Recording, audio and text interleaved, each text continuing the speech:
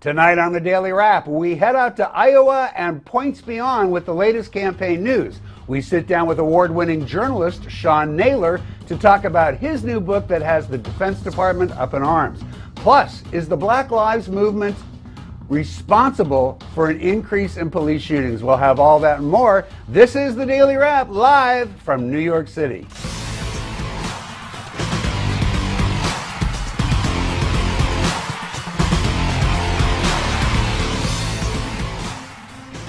And welcome to the show, everybody. I'm Rick Unger. My co-host, Joe Concha, has the day off today. But joining us tonight is the chief strategist of Bellpoint. David Nelson's in the house. Thanks for having me. Nice to have you back.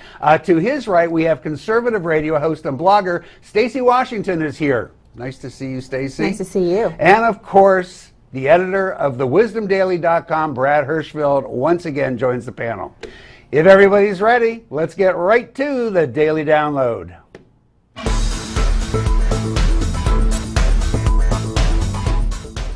Is there anyone on stage, and can I see hands, who is unwilling tonight to pledge your support to the eventual nominee of the Republican Party and pledge to not run an independent campaign against that person? Again, we're looking for you to raise your hand now. Raise your hand now if you won't make that pledge tonight. Mr. Trump. I cannot say I have to respect the person that if it's not me, the person that wins. If I do win and I'm leading by quite a bit, that's what I want to do. I can totally make that pledge if I'm the nominee. I mean, This is what's wrong.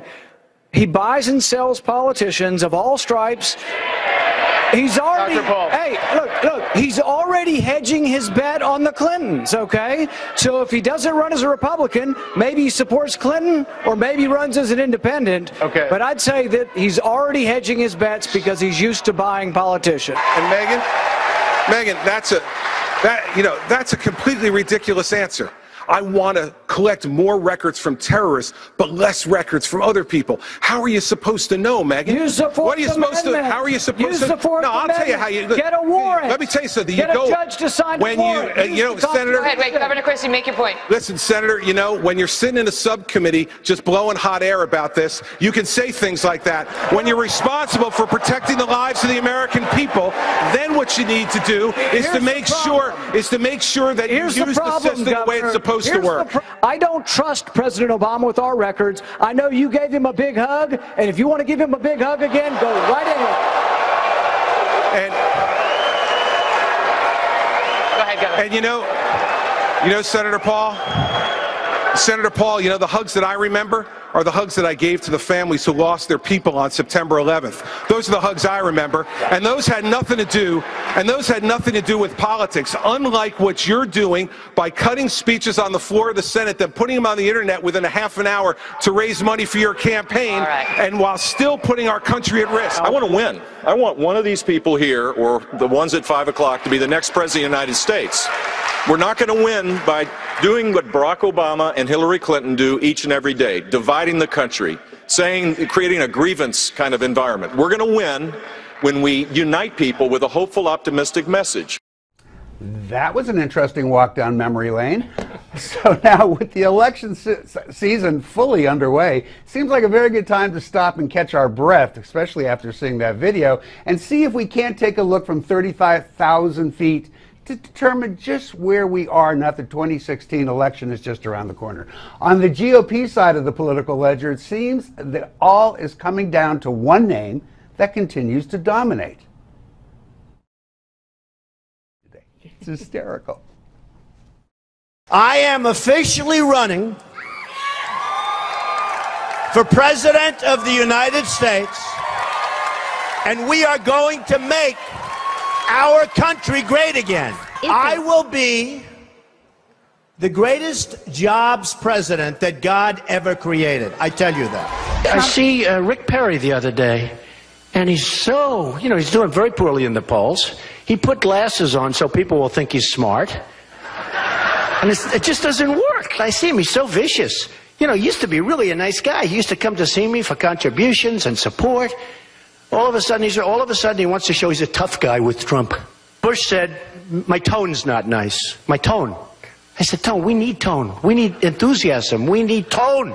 And actually, Hillary Clinton said, I don't like his tone. We got people having their heads cut off, Christians, in the Middle East. I see your senator. What a stiff. What a stiff. Lindsey Graham. By the way, he's registered 0 in the polls. 0. And then I watch this idiot Lindsey Graham on television today. He couldn't do what you people did. You're all retired as hell and rich, okay? He wouldn't be rich. He actually probably seems to me not as bright, honestly, as Rick Perry. I think Rick Perry probably is smarter than Lindsey Graham, but what do I know? Sadly,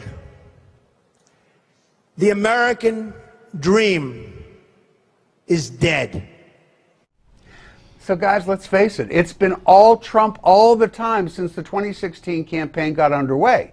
Now, with signs that Trump may be invincible, or maybe that's just starting to fade in light of Dr. Ben Carson's surge in Iowa, has it been too much Trump too much of the time? I'm going to take the other side of that argument, Rick. Sure, it's been about Trump up until this point, but in the end it's going to come down to some of the issues, and Ben Carson is coming up pretty fast.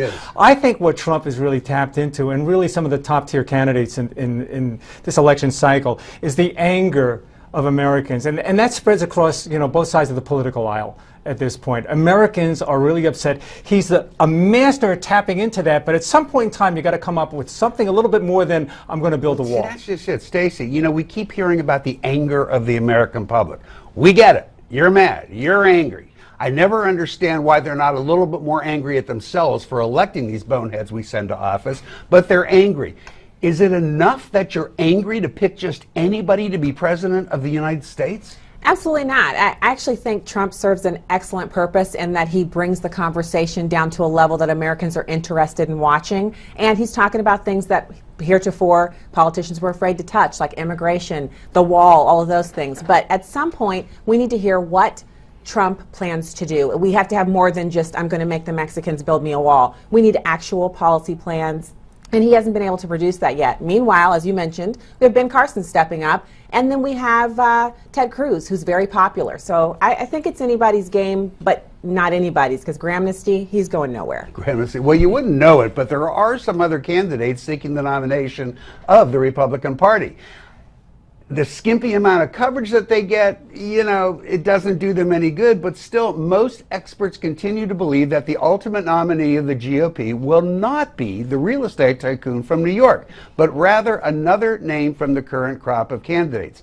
Guys, looking into your crystal ball, who do you think will ultimately prevail in the race for the Republican nominations? Look, it's way too early to know. This is part of the business. Those experts are creatures of the system. Here's what we do know. What Ben Carson shares with Donald Trump is they are non-politicians. We've got to tap into that anger. What people who are interested in seeing a Republican take the White House better understands that Donald Trump, for all the fanfare, in poll after poll, including the two most recent by Quinnipiac and by CNN, loses to Hillary Clinton. So at some point, tapping into anger actually will drive people's choices. What might shape that in the future is their decision. Would you rather only be angry, or would you like to be angry and win? There's another name on that list, and that's Carly Fiorina. She's also an outsider at this point. She's coming up. She's going to make it into the top tier. I'm encouraged by this group of candidates that we have right now. One of the things that Donald Trump talks about, all right, and he hasn't gone after Ben Carson at this point, who I really think is really number 2 with a bullet and rising very fast in the party. What he has talked about is pointed out some of the glaring inefficiencies and deficiencies of some of the candidates like Bush. He's right. He's boring. He's old guard. He doesn't impassion the people. But is he the best prepared or not, Stacey? Doesn't matter whether he's the best prepared. No, he's not. So you got Ben Carson, who I think would make a fantastic Surgeon General. But let's just stick with what we've got right now, which is him tying with Trump. He'd make a good president if we had a different electorate. Who do you pick? Who's looking at the ball? Who's it going to be? I think it's Ted Cruz. I think he's the one, because he's aligning himself with Donald Trump to receive those voters once Trump fizzles out. And if that happens, if he fizzles out. That's a big if. Yeah. Like the premise of the ifness of Trump fizzling out is because that's not what we expect. But it's could. Guys, you've heard what we have to say. Now we want to know what you predict. Who is your choice for the 2016 presidential nominee? Go to newsmaxpolls.com to cast your vote. We want to hear what you have to say. Coming up next, award-winning defense journalist Sean Naylor joins the program. Stay with us.